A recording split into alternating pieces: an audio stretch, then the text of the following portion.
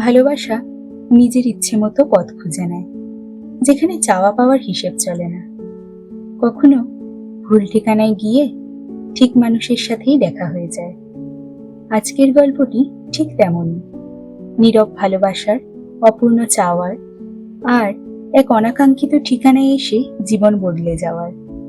চলুন শুনি প্রখ্যাত লেখক হুমায়ুন আহমেদের লেখা সেই মন ছুঁয়ে যাওয়া গল্প রূপা। ভাই, আপনি কি একটা ইন্টারেস্টিং গল্প শুনতে চান? আমি ভদ্রলোকের দিকে অবাক হয়ে তাকালাম। কিছুক্ষণ আগে তার সঙ্গে আলাপ হয়েছে, তাও এমন কোনো আলাপ না। আমি ট্রেনের জন্য অপেক্ষা করছি কিনা জানতে চাইলেন। আমি বললাম হ্যাঁ, এবং ভদ্রতা করে জানতে চাইলাম আপনি কোথায় যাচ্ছেন। ভদ্রলোক হাসি মুখে বললেন, আমি কোথাও যাচ্ছি না, আমি আমার স্ত্রীকে রিসিভ করতে এসেছি। ও চিটাগাং থেকে আসছে। ট্রেন 2 ঘন্টা লেট। ফিরে যেতে ইচ্ছে করছে না। বাসায় যাব, আবার আসবো, ভাবলাম অপেক্ষা করি। তার সঙ্গে এইটুকুই আমার আলাপ। এই আলাপের সূত্র ধরে কেউ যখন বলে, ভাই আপনি কি একটা ইন্টারেস্টিং গল্প শুনতে চান, তখন খানিকটা হলেও বিস্মিত হতে হয়। অপরিচিত লোকের কাছ থেকে গল্প শোনার আগ্রহ আমার কম। তাছাড়া আমি আমার দীর্ঘদিনের অভিজ্ঞতায় লক্ষ্য করেছি, ইন্টারেস্টিং গল্প বলে যে গল্প শুরু হয় সে গল্প কখনোই ইন্টারেস্টিং হয় না। আমি কিছু না বলে চুপ করে রইলাম। ভদ্রলোক বুদ্ধিমান হলে আমার চুপ করে থাকার অর্থ বুঝতে পারবেন। বুদ্ধিমান না হলে এই গল্প আমাকে শুনতেই হবে। দেখা গেল ভদ্রলোক মোটেই বুদ্ধিমান নন। পকেট থেকে পানের কৌটো বের করে পান সাজাতে সাজাতে গল্প শুরু করলেন। আপনি নিশ্চয়ই খুব বিরক্ত হয়ে আমার কথা শুনছেন। নিতান্তই অপরিচিত একজন মানুষ হড়বড় করে গল্প বলা শুরু করেছে। বিরক্ত হবারই কথা, কিন্তু সমস্যাটা কি জানেন? আজ আমার জন্য একটা বিশেষ দিন। এই বিশেষ দিনে আমার মজার গল্পটা কাউকে না কাউকে বলতে ইচ্ছে করে। যদি অনুমতি দেন গল্পটা বলি। আমি বললাম, বলুন। ভদ্রলোক আমাকে জিজ্ঞাসা করলেন, আপনি কি পান খান? জি না। আপনি কি বিশেষ দিনে গল্পের সঙ্গে সঙ্গে সবাইকে পানও খাওয়ান? ভদ্রলোক হেসে ফেললেন, আন্তরিক ভঙ্গিতেই হাসলেন। ভদ্রলোকের বয়স 40-এর মতো হবে। অত্যন্ত সুপুরুষ। ধবধবে সাদা পায়জামা পাঞ্জাবিতে তাকে চমৎকার মানিয়েছে। মনে হচ্ছে তিনি স্ত্রীর জন্য খুব সেজেগুজেই এসেছেন। ভদ্রলোক গল্প বলা শুরু করলেন। প্রায় 20 বছর আগের কথা। আমি তখন ঢাকা বিশ্ববিদ্যালয়ে অনার্স করছি পদার্থবিদ্যায়। এখানে অন্ধকার বলে আপনি সম্ভবত আমাকে পরিষ্কার দেখতে পাচ্ছেন না। আলো থাকলে বুঝতেন আমি বেশ সুপুরুষ। 20 বছর আগে দেখতে রাজপুত্রের মতো ছিলাম। ছাত্রমহলে আমার নাম ছিল দ্য প্রিন্স। মজার ব্যাপার হচ্ছে, মেয়ে মহলে আমার কোনো পাত্তা ছিল না। আপনি ব্যাপারটা লক্ষ্য করেছেন কিনা জানি না, পুরুষদের রূপের প্রতি মেয়েরা কখনো আকৃষ্ট হয় না। পুরুষদের সবকিছুই তাদের চোখে পড়ে, রূপ চোখে পড়ে না। বিশ্ববিদ্যালয় জীবনে কোনো মেয়েই আমার সঙ্গে ভাব করার জন্যে কিংবা কথা বলার জন্য এগিয়ে আসেনি। আমিও নিজে থেকে এগিয়ে যাইনি, কারণ আমার তোতলামি আছে, কথা আটকে যায়। আমি ভদ্রলোককে থামিয়ে দিয়ে বললাম, আমি তো কোনো তোতলামি দেখছি না, আপনি চমৎকার কথা বলে যাচ্ছেন। বিয়ের পর আমার তোতলামি সেরে যায়। বিয়ের আগে প্রচন্ড রকম ছিল। অনেক চিকিৎসা করেছি। মার্বেল মুখে নিয়ে কথা বলা থেকে শুরু করে হোমিওপ্যাথি ওষুধ, পীর সাহেবের তাবিজ কিছুই বাদ দিইনি। যাই হোক, গল্পে ফিরে যাই। আমার সাবসিডিয়ারি ছিল ম্যাথ এবং কেমিস্ট্রি। কেমিস্ট্রি সাবসিডিয়ারিতে একটি মেয়েকে দেখে আমার প্রায় দম বন্ধ হয়ে যাওয়ার মতো অবস্থা হলো। কি মিষ্টি চেহারা, দীর্ঘ পল্লব ছায়াময় চোখ, সেই চোখ সব সময় হাসছে। ভাই, আপনি কি কখনো প্রেমে পড়েছেন? জি না। প্রেমে না পড়লে আমার সেই সময়কার মানসিকতা আপনাকে বোঝাতে পারবো না। আমি প্রথম দিন মেয়েটিকে দেখেই পুরোপুরি অসুস্থ হয়ে পড়লাম। সারা রাত ঘুম হলো না। প্রচন্ড পানির পিপাসায় একটু পরপর গলা শুকিয়ে যায়। বারবার পানি খাই আর মহসিন হলের বারান্দায় হাঁটাহাঁটি করি। সপ্তাহে আমাদের দুটো মাত্র সাবসিডিয়ারি ক্লাস। রাগে দুঃখে আমার কাঁদতে ইচ্ছা করে। প্রতিদিন একটা করে সাবসিডিয়ারি ক্লাস থাকলে কি ক্ষতি হতো? সপ্তাহের দুটো ক্লাস মানে 50 মিনিট করে 100 মিনিট। এই 100 মিনিট চোখের পলকে শেষ হয়ে যায়। তাছাড়া মেয়েটা খুব ক্লাস ফাঁকি দেয়। এমনও হয়েছে সে পরপর 2 সপ্তাহ কোনো ক্লাস করলো না। তখন আমার ইচ্ছে করতো লাফ দিয়ে মহসিন হলের ছাদ থেকে নিচে পড়ে সমস্ত জ্বালা যন্ত্রণার অবসান ঘটাই। সে যে কি ভয়াবহ কষ্ট আপনি বুঝবেন না, কারণ আপনি কখনো প্রেমেই পড়েননি। মেয়েটার নাম তো বললেন না, তার নাম কি? তার নাম রূপা। সেই সময় আমি অবশ্য তার নাম জানতাম না। নাম কেন, কিছুই জানতাম না। কোন ডিপার্টমেন্টের ছাত্রী তাই জানতাম না। শুধু জানতাম তার সাবসিডিয়ারিতে কেমিস্ট্রি আছে এবং সে কালো রঙের একটা মরিস মাইনর গাড়িতে করে আসে। গাড়ির নাম্বার 8781। আপনি তার সম্পর্কে কোনো রকম খোঁজ নেননি? না, খোঁজ নিইনি। কারণ আমার সবসময় ভয় হতো খোঁজ নিতে গেলেই জানবো মেয়েটির হয়তোবা কারুর সঙ্গে ভাব আছে। একদিনের একটা ঘটনা বললেই আপনি বুঝতে পারবেন। সাবসিডিয়ারি ক্লাসের শেষে আমি হঠাৎ লক্ষ্য করলাম মেয়েটা হেসে হেসে একটা ছেলের সঙ্গে গল্প করছে। আমার সমস্ত শরীর কাঁপতে লাগলো। মনে হলো আমি অজ্ঞান হয়ে পড়ে যাব।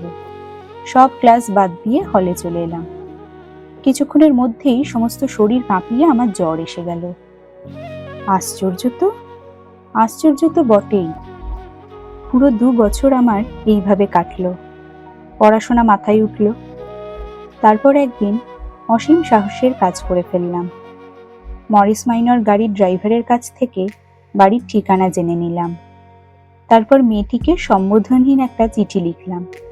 কি লিখেছিলাম এখন আর মনে নেই, তবে চিঠির বিষয়বস্তু হচ্ছে আমি তাকে বিয়ে করতে চাই। তাকে রাজি হতেই হবে। রাজি না হওয়া পর্যন্ত আমি তাদের বাড়ির সামনে না খেয়ে পড়ে থাকব, যাকে পত্রিকার ভাষায় বলে আমরণ অনশন। গল্পটা কি আপনার কাছে ইন্টারেস্টিং মনে হচ্ছে? হ্যাঁ, হচ্ছে। তারপর কি হলো বলুন? চিঠি ডাকে পাঠিয়ে দিলেন?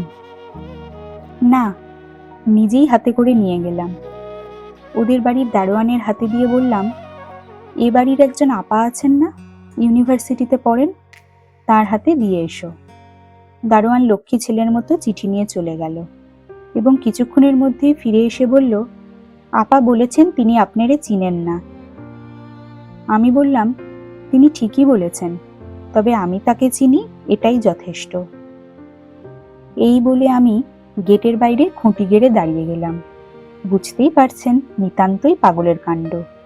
সেই সময় মাথা আসলেই বেঠিক ছিল, লজিক নষ্ট হয়ে গিয়েছিল। যাই হোক, সকাল 9টা থেকে বিকেল 4টে পর্যন্ত কোনো রকম ঘটনা ছাড়াই গেটের সামনে দাঁড়িয়ে রইলাম। লক্ষ্য করলাম দোতলার জানলা থেকে মাঝে মধ্যে কিছু কৌতূহলী চোখ আমাকে দেখছে।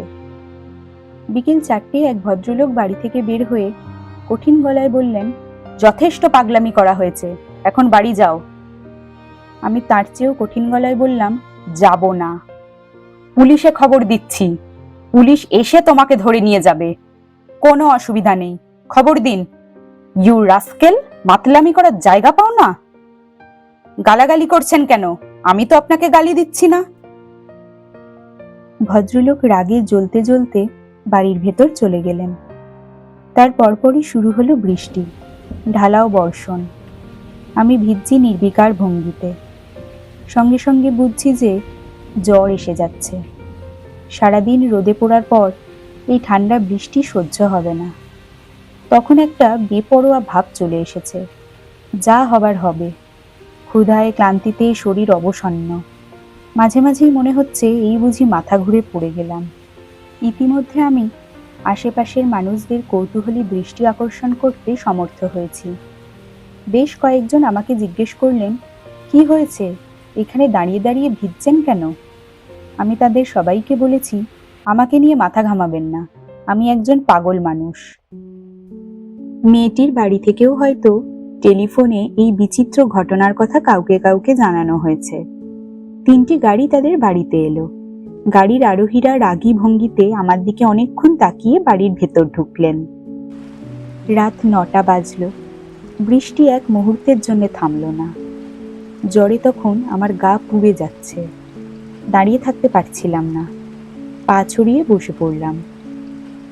দারোয়ান এসে আমাকে ফিসফিস করে বলল, সাহেব পুলিশ আনতে চাইতেছে, বড় আফা রাজি না।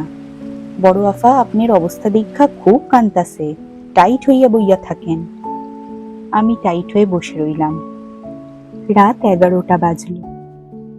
ওদের বাড়ির বারান্দায় বাতি জ্বলে উঠল।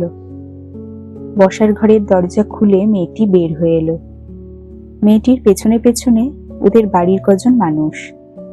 ওরা কেউ বারান্দা থেকে নামলো না। মেয়েটি একা এগিয়ে এলো, আমার সামনে এসে দাঁড়ালো এবং অসম্ভব কোমল গলায় বলল, কেন এমন পাগলামি করছেন? আমি হতভম্ব হয়ে তাকিয়ে রইলাম, কারণ এই মেয়ে সেই মেয়ে নয়, অন্য একটি মেয়ে। একে আমি কোনোদিন দেখিনি।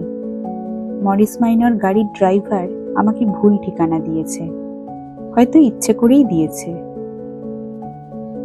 মেয়েটি নরম গলায় বলল, আসুন, ভেতরে আসুন, টেবিলে খাবার দেওয়া হয়েছে, আসুন তো। আমি উঠে দাঁড়ালাম, বলতে চেষ্টা করলাম, কিছু মনে করবেন না, আমার ভুল হয়ে গেছে। আপনি সেই মেয়ে নন, আপনি অন্য একজন। মেয়েটির মমতায় ডোবানো চোখের দিকে তাকিয়ে এই কথা বলা সম্ভব হলো না। এত মমতা নিয়ে কোনো নারী আমার দিকে তাকায়নি।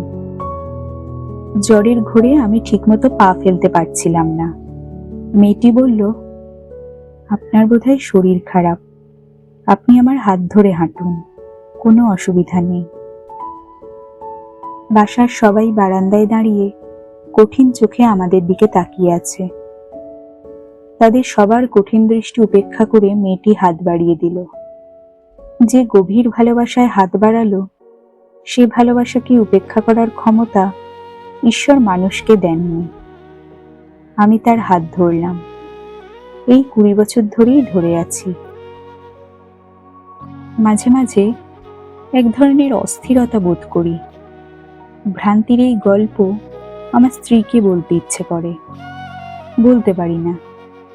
তখন আপনার মতো অপরিচিত একজন কাউকে খুঁজে বের করি আর গল্পটা বলি, কারণ আমি জানি এই গল্প কোনোদিন আমার স্ত্রীর কানে পৌঁছাবে না। আচ্ছা ভাই, উঠি, আমার ট্রেন এসে গেল। ভদ্রলোক উঠে দাঁড়ালেন। দূরে ট্রেনের আলো দেখা যাচ্ছে। রেল লাইনে ঘর ঘর শব্দ উঠছে। ট্রেন সত্যি সত্যি এসে গেল।